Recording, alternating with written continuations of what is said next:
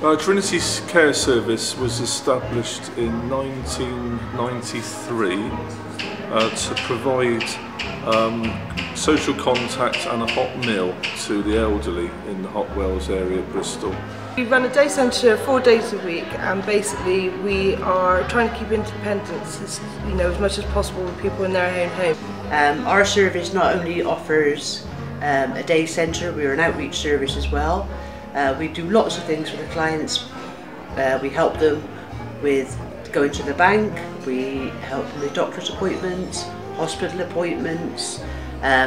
They can come in and ask any questions if they have any worries about any bills, any letters they don't understand. They come in, we reassure them, put their minds at rest. Yes, if you want any information about NHS or pensions or anything that affects old people, they will find out for you. They're very, very helpful.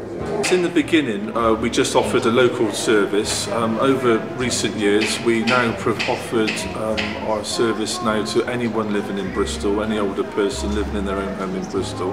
They get a 3-course meal. I've made potato and leek soup, and we've got chocolate mousse for afters. Do they like the food? Of course they do. Go and ask them. They love it here. In Italian, buona cuoca. Very good. Fantastic. Fantastic. Fantastico cuoco.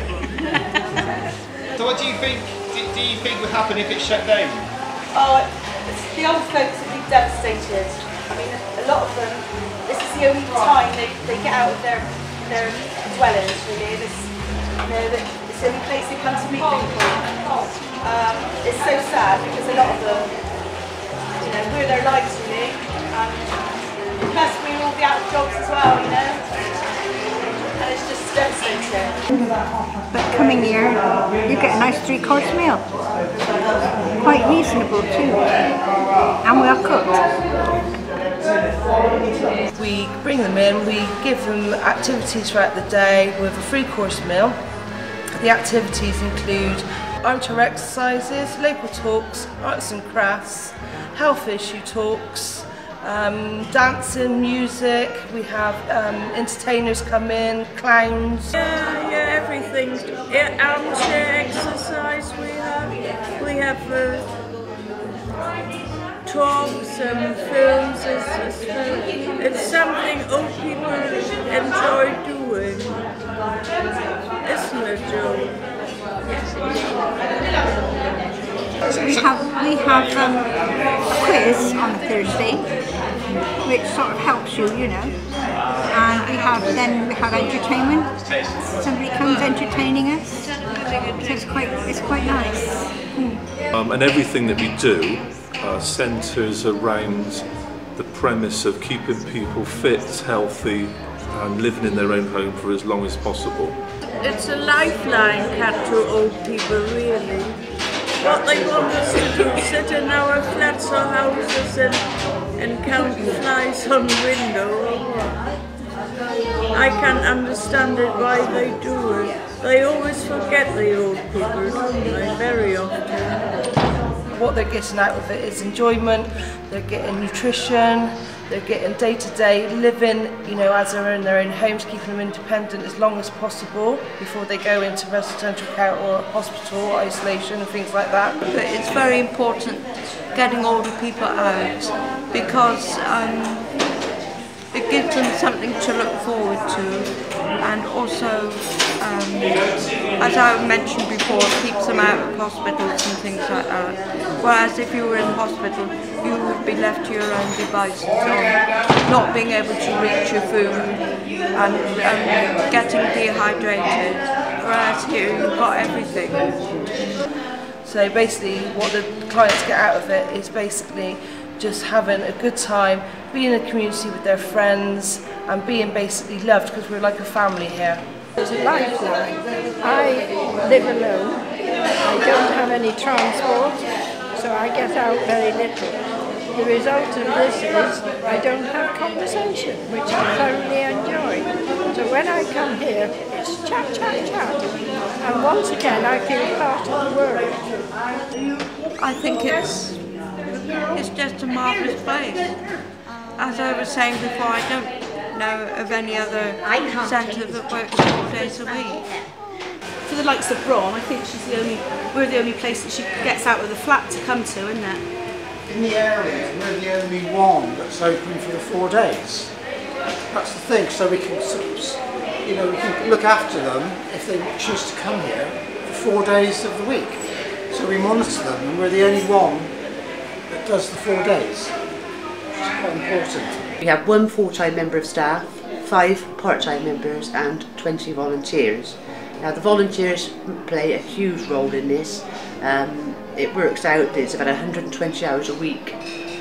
If we were to actually pay these volunteers, it would be equivalent to about £36,000 on national minimum wage. So they are a great asset to Trinity Care Service. Yes, indeed. This is a generation that saved this country. They owe us something. And we've paid all our lives. We paid our taxes. We paid our taxes, and this costs very little. I don't know why they're cutting it. To say it's cut of money, they're telling a lie. And everything that we do centres around the premise of keeping people fit, healthy, and living in their own home for as long as possible. Yeah, another point. If this place is closed down, a lot of us may end up in nursing homes or being looked after by some other branch of the council, and that will cost much more than leaving this place open. In the last year, I've raised about £11,000 because obviously we get given block funding of a certain amount from health and social care, but obviously we need extras to cover activities, arts and crafts materials, etc. like that. But also we were aware that we were going to have a funding cut of some kind this year. We were hoping on about 10%, which is another reason I raised the £11,000, which was very hard work but very rewarding. We were hoping this £11,000 would cover the shortfall. We didn't dream that we were having our funding cut completely. What's your thoughts on the council withdrawing this funding? Do you think? I think they're very, very short-sighted. This is why we're inviting the councillor to come, just to see what it's like to see old people making friendships and having a meal and being looked after. What's your thoughts on it being shut down? I don't want it to be. I've already gone around with petitions getting people to sign it for us to stay open. And I think it'd be a shame. I mean, I'm pretty lucky, although I'm in my 80s, I'm pretty lucky, but there's some here and they really need this place because they can't get out and to be brought here, you know. Well, I love coming to the centre because I meet so many people of my own age and enjoy meeting them and having a meal with them. And it costs very little. And to say they're cutting because of cost, they say that's nonsense. We pay a little towards it, don't we? And that's that. And I would miss it greatly if it was closed. So what do you think of the government's, this idea of the big society? The what? The big society. What do you think of their idea? Surely this is the big society. Yeah, that's right. We're all getting together. And don't ask me about the government, don't ask me what I think of them. What do you think of the government? The government's a load of nonsense. Rubbish. Bad government. Why do you think that? Yeah. Why do you think they're bad? Cutting these places out is daft. No. So why do you think they're doing that? What's their motivation for doing it? I'd like to meet a government official and ask him. You know, I don't know why. Why are they stopping us meeting together? Why? They can find money to finance wars. Oh yes, to finance enough drinking wars. Yeah. But it's daft to say they can't afford this. It's silly. And the old people getting together like this, we enjoy our own company and it's a good thing to do, isn't it?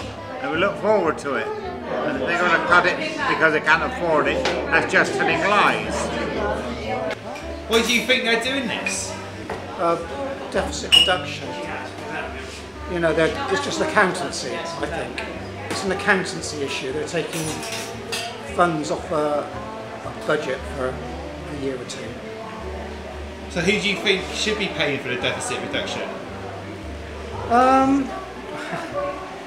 Maybe the bankers and high-end industry, but not really down at this local level of this community. The most vulnerable. Not the most vulnerable, I don't think. That's my feeling anyway. I mean, this is the generation that fought the war for us, and we owe them, I think. Well, I think it's dreadful closing it down because there's nowhere for anybody to go, is there? Really. And you know, the things they do for you, for us, is absolutely wonderful. And one of the benefits we get is to know you as a person. Yes, yes. It's very informal. About closing down and cutting off old people from activities and mixing with other people. And those sort of people who make decisions like that, they get old as well. But of course they got plenty of money, they can go abroad. If it's closed down, where will we go and what will we do except look at 4 walls? I'd like to know what they're going to use the money for that they're saving on us. Who's going to have it? And don't tell me nobody, because you can look round and see so many causes which the council do support, opposed to infirm elderly people. I think it's just a dreadful shame that they're thinking of closing this place, because all these people they've been coming for years and they've made friends, and it's, you know, they won't have the chance to get to meet each other afterwards. And the other thing is they also come here and have a good meal at lunchtimes. If they don't have anything else all day, they're going to be okay. It's just very sad, I think. I don't think they should close it. So if it shuts down, what will you do? Stay at home in my own 4 walls and talk to the walls. I don't think these people are demanding choice, and they just want a well-run service that's reliable, that isn't constantly changing. And a lot of these people can't make an informed choice about what's the most efficient provider of their service. No, how can they look? Choices about what they want, though. Sometimes all that they get is what's on offer. You can have choice within the current framework. You can ask them, how do you want your day care centre to be? Asking them to choose between different providers of services. They don't have any knowledge of what these alternatives are. It's a completely artificial choice. But also, with a service like this, I mean, their current contract, the council provides for 50% of people not vax or fair access to care eligible. Okay, so they don't get a personal budget to fund this place. This place has already done the sums. They can't cope on this form of funding. So you're taking away the choice of coming to this day centre, because it will have to close if it doesn't get this funding. And for what it does, I mean, it's massively valuable for money. You've got so many volunteers giving so much of their time. And this day centre does loads of extra stuff that isn't, you know, officially required of it. It takes people shopping, it helps them do their laundry, go to the post office, the bank, all these sorts of things that if you take this away for, people are going to need extra services to do. And this is massively good value for money. And going on some ideological, everything must be personal choice, or, you know, bring the market into healthcare, is taking this away from them. You also lose about £40,000 worth of free, what would cost of a service, because they got about 120 hours worth of volunteers, so that doesn't cost you anything. And then they fundraised £11,000 last year, so that worked out about 43 grand worth of service you're getting for nothing. Now you're going to lose 43 grand. We're not anticipating that we will lose the service, so we're not trying to suggest that the service should close. But the service is going to close if you withdraw 83. Well, we do, because if you withdraw £83,000 worth of funding, how are they going to survive? Well, Explain we're not that. actually saying that. We're actually. Are you stopping the funding? And if they had their grant, have they been given notice on their funding to end in October? Have they been given notice on their funding to end in October? Funding will be provided. So, we're not saying that they won't get any funding, because some personal budget to purchase service here. So are the City Council withdrawing £83,000 worth of funding? Changing the way that we're providing. No, I'm not. Coming in a block fund.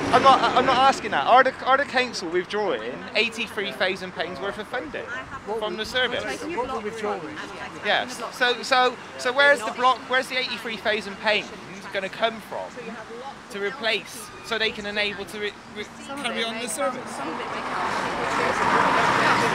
So they come from where? If the service works with us to remodel its service, then it may well be able to continue. That's the discussion we need to have. So how is there going to be £83,000 worth of income coming from these personal care budgets? We don't know that, but that may not be. Isn't that the individual? Isn't that an individual's choice then? Whether they put into that service or not? That's a discussion we need to have with the managers. The service you all say is a good one. Yeah. And so they should be able to market that really well. So now we've gone from a situation where they are core funded by the council to deliver a service to a situation where they have to rely now on people paying for it. We're required to be in there. Sorry, you'll have to excuse us because I think we need to go and So to me, that's a cut. That's a cut in the funding. You've cut you've cut the core grant, haven't you, from the funding? Yeah, that's true, isn't it? It is true, though, isn't it? Happy to come and talk to you at the end. Yeah, it is true, though, isn't it? £83,000 worth of funding has been cut. No, that's not true at all. But it is, because we're basically £83,000 of block contract is not going to be allocated as a block contract. It's now going to be, the money is now going as personal budget. So people are in there, we're now going to go and talk to the people who are in there. They can choose to actually say what they want to do. Our expectation is that most of them, if not all of them, will want to use this service. But not everybody in there will receive the funding. We don't know. We do know, because he just told me, the manager said that there's no way that the block some of them funding don't need services, is what he's saying? No, they don't. They do need services. They're just not going to receive the block funding. Why won't they? The funding to pay for the personal budget. No, they will be getting the funding will be allocated to people in need who need services. We already know that at least half of the people in there, need the service. So how much block funding will they get? We think that the rest of the half, they will get no block funding. No, how much personal funding will they get to cover? That's what we're going to discuss. Because £83,000 out of how many people use the service. Yeah, we need to discuss that. Because you're asking 80 and 90-year-olds. No, we're asking. We're asking. And then you have to bid we're asking their carers. We're asking nonsense. their. Well, I mean, that's the way it works. Moved here, and we're going through this process, and it has caused us so much stress. I'm a daughter, and she's fortunate, and I find it difficult to go through this package. We've just had a social worker this morning. How about all those elderly people who've got nobody to speak for them? That's what we're nobody making sure to that we have. No, it's not the case. That will not be the case. When it happened in County Durham, it's happened to hundreds of people. There was not the funding to give the care and support that people needed. But that's not the choice. That generation can't go on the internet and find out what's available. They can't opt into it. They need it to be there for them to be advised of what's there. But if you take this away, no, you're not. You're asking people to opt in. We're not taking this away at all. You're asking people to make choices, and you've got to take this funding away. We're absolutely not taking this service away at all. There's no question of us taking the service away. What we're looking at is the way of funding it, and I'm going in to discuss it now with the people who are organising it and trying to sort out exactly what the next steps are. Thank you. But it's always a funding cut. It's always a funding cut. What's the situation? Councillor Keeley used to give us all this rubbish. We got rid of him. We'll have to get rid of this one, won't we? They don't listen. They don't understand what 80-year-old people want. Councillor Keeley used to say why they can go to private care. Well, actually, if you're in your 80s, you don't want some stranger bathing you and showering you. That's not the way. A lot of old people depend on their carers to be their personal friends. And he's taking all that away. It's a nonsense. Privatisation's not the answer. It hasn't blooming worked in the banks, has it? And look at the mess they've got us all in. Nonsense. Really nonsense. That's why I'm here. And my mum's inside. And it's blooming nonsense. And there's also the hypocrisy and the doublespeak of saying that they're offering more choice to older people, when the stark reality is that services such as this are going to end, and this isn't a service that's inefficient. It's a very efficient voluntary service providing places for many volunteers, and our whole premise is providing care and activities that people want and ask for. We don't just put things on and oblige people to sit there and put up with it. You know, they've got 7 different ways which we listen to our folks and that they can interact and influence the services we provide. And we provide the care that people ask for and the care that people want. And we base our service around people.